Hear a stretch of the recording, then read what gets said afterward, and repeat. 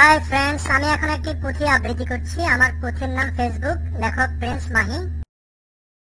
আরে শোনেন শোনেন ফেসবুক আর শোনেন দিয়া মন, জুকারবার্গের ফেসবুক কথা করিব বর্ণন, জুকারবার্গের পেশা।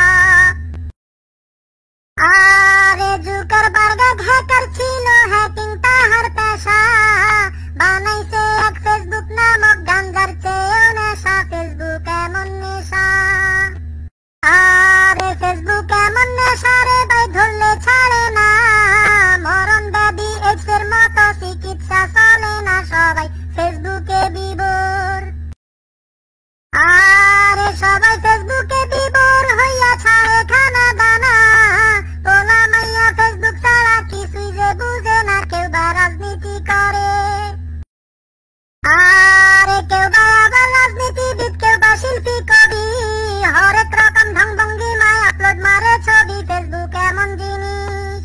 আরে এমন কি জিনিস আছে ফেসবুকেতে নাই, সর্বকিছুই খুব সহজে এতে পাওয়া যায়, শুধু হাত বাড়ালেই।